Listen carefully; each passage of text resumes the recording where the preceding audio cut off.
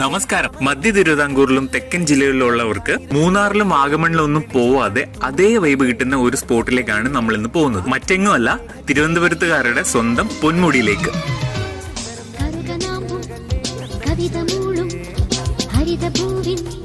മൃദുലഗാനം ചിരിച്ചു പാടും കല്ലോലിനി ഈ പൂവനം